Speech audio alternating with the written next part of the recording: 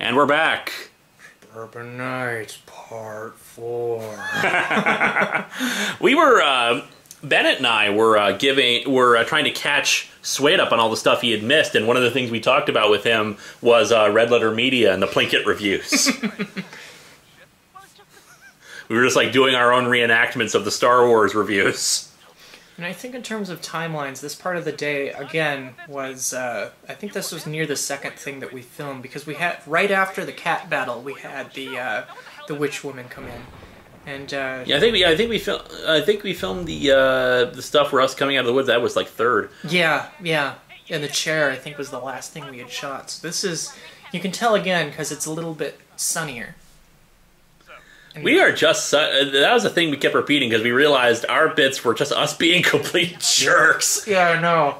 We insulted the cat person, and we insult the witch warrior, and we are insulting to Mati. We are just so jaded with our reviews of bad media.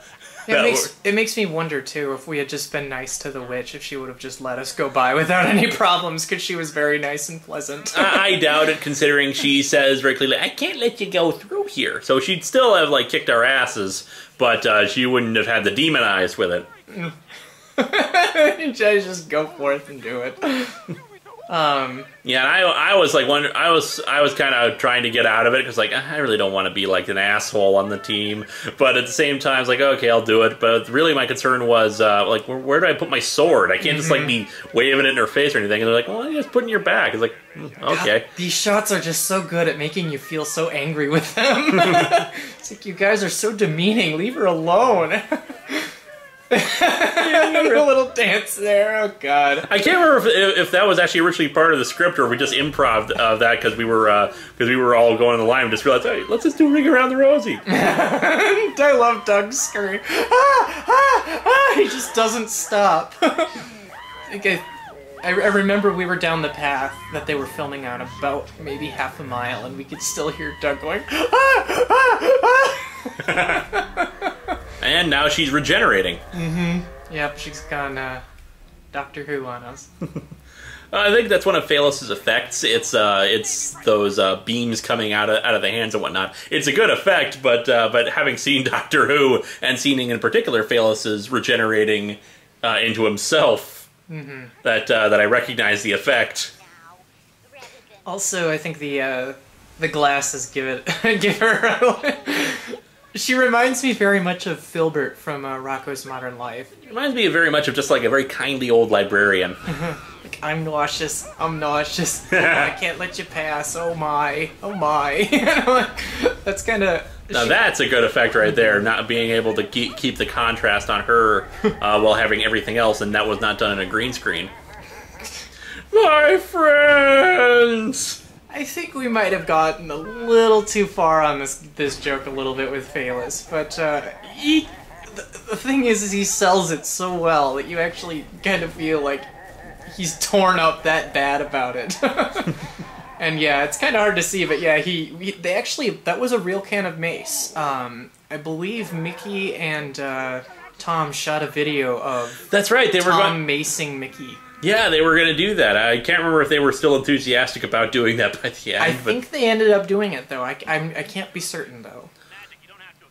Originally, the line was, it's magic, bitch, and I do it twice in the original script, and I'm like, I don't think it works right, because why am I doing that? Well, isn't that your catchphrase?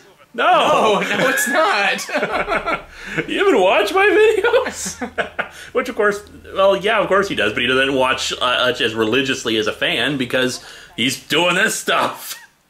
I was really surprised by, I'm not sure who this woman is, but she got really overwhelmingly positive comments made. Like, who is she? Is she going to be, all these speculations about her, and she's really kind of just coincidentally there. I think she's one of Doug's ex-girlfriends. Okay. I think she was in one or two of his old movies that he made before he was a nostalgia critic. Yeah. But But she's really good in this, and again, I really like the like I said in the other commentary, I loved reading the speculation about who she was because there's just one frame of her in the trailer, and they're like, "Who is she? Right. What significance will she have?" And I think it was said in the other video, she really looks a lot like Kirsten Dunst. She does. What I think sells it is both their hair and the jacket. Yeah. And again, showing that Malachite is such an asshole. He murders people, but as the original script, I kind of read her as a bit more bubble-headed and stupid, but you're like, oh my god. Yeah, and she just kind of stops. Oh my god, kind of hot. See, and kaboom. Yep. And Malachite. And following our own continuity, that would mean she was getting a phone in the park on Easter. But if, the two paths here actually meet up, where if you'll notice where that bridge that they were running across, there was that wood chip trail. That's where it comes out, is this fork. And this fork, if you keep going the direction they were walking, leads to that small little park. So it kind of helps you put the you had more geography. locations with your shooting than mine. This is intolerable. Oh, Spoonie, you're such a klutz, leaving the map on the ground.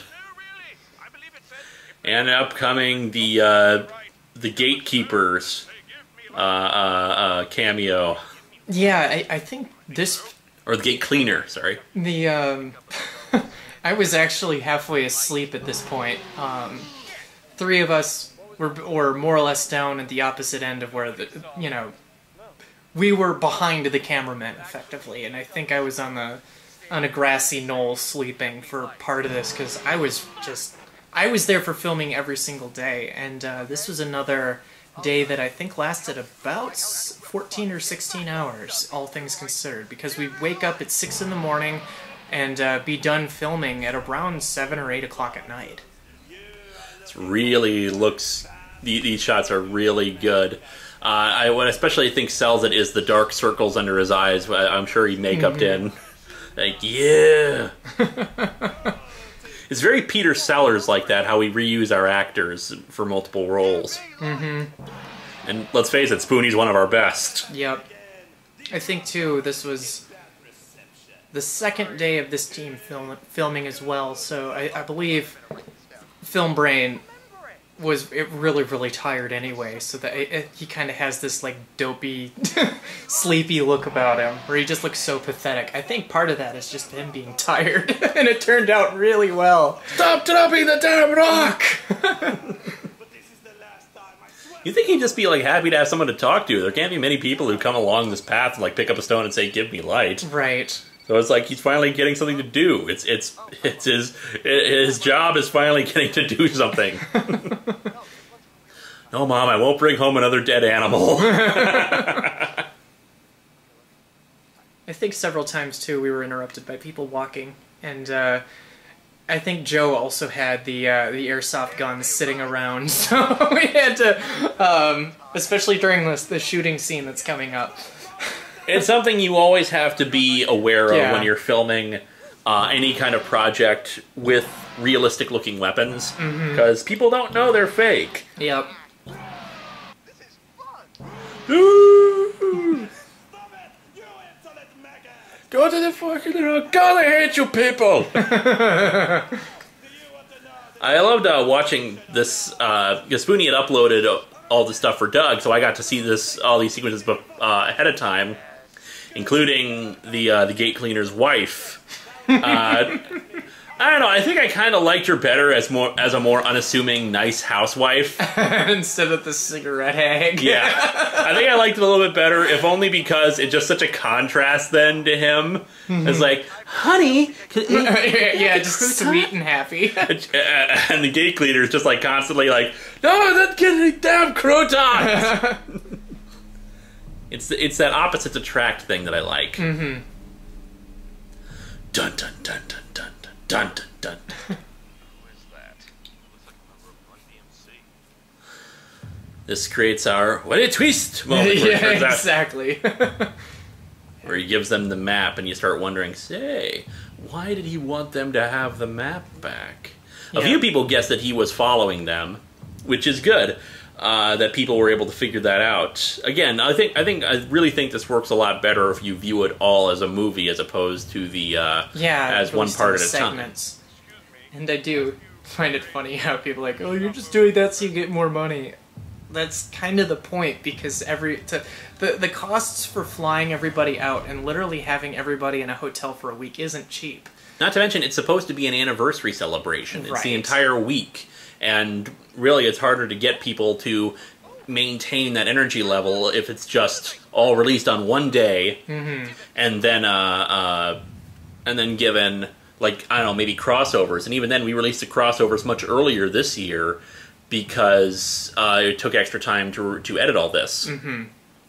And Doug, by the way, edited all of this by himself. So, and this scene here with the gun.